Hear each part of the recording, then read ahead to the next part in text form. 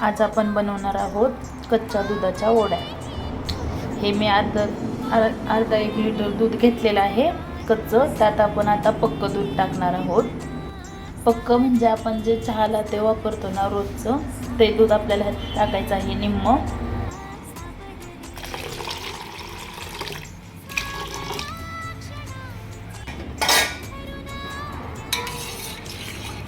कच्च्या दुधात आपण 1 ग्लास साधं दूध आपलं मिसळलेलं आहे म्हशीचं।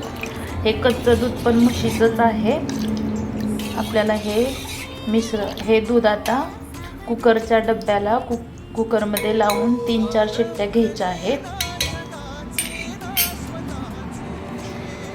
चला आता आपण कुकरला लावणार आहोत। पातेल्यामध्ये ठेवणार आहे।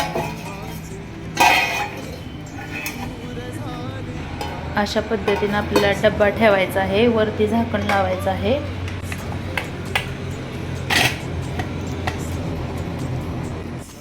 कुकर आता आपण गॅसवर ठेवलेला आहे। आपल्याला 3-4 शिट्ट्या काढून घ्यायच्या आहेत। हे पहा 3-4 शिट्ट्या काढलेल्या आहेत।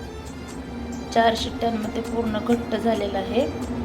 आता आपल्याला हे कडेने असं आलं काढून घ्यायचं आहे। मी तुम्हाला दाखवते। हे बघा आपण डब्यातले काढून घेतलेलं आहे। आता आपल्याला खिसणीने हे खिसून घ्यायचं आहे आणि नंतर ह्याच्या वड्या बनवायच्या आहेत। चला तर मग आता आपण काढून घेतले, आता खिसून घेऊया। चला, या पद्धतीने आपल्याला याचे 4 भाग करून घ्यायचे आहे।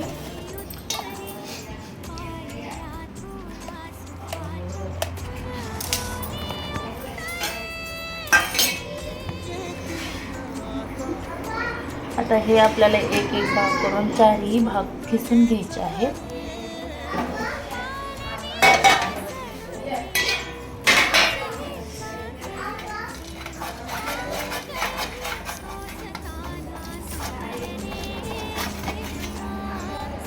या पद्धतीने आपल्याला खिसायचं आहे। चला आता आपण 4ही भाग खिसून घेऊया। या पद्धतीने आपल्याला खिसून घ्यायचं आहे। आता हा ना एक कुकरचा हा एक डब्याचा खिस आहे। आपण आता ह्याला त्याच डब्याच्या मापाने साखर घेणार आहोत। हा फुल डब्बा होता, आता आपल्याला सपाट डब्बा साखर घ्यायची आहे। आणि आता आपण वड्यांना म्हणजे गॅसवर ठेवणार आहोत। मी दाखवतेच तुम्हाला। चला साखर घेऊया आपण। आता हे आपण कढईत टाकून घेणार आहोत।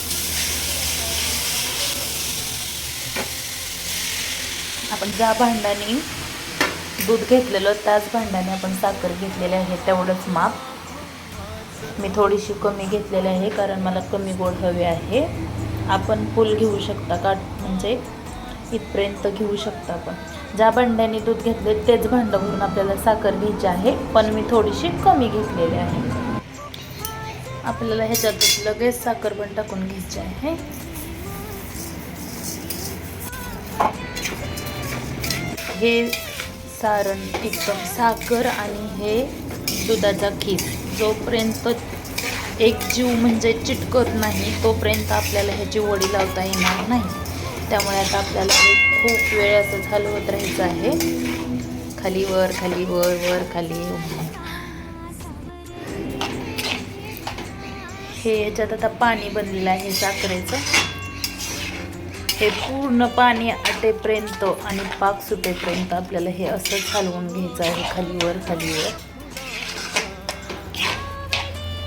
खाण्यासाठी एकदम छान आणि टिकायलाही 10-15 दिवस टिकू शकतो।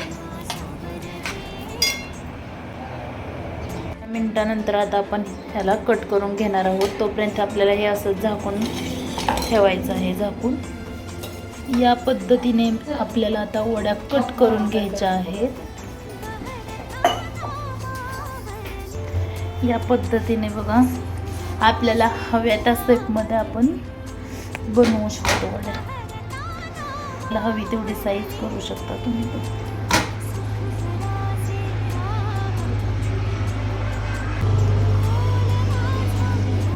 या पद्धतीने आपल्याला वड्या कट करून घ्यायच्या आहेत। इथे आपल्या कच्च्या दुधाच्या वड्या तयार आहेत। कशा वाटल्या तुम्हाला नक्की सांगा।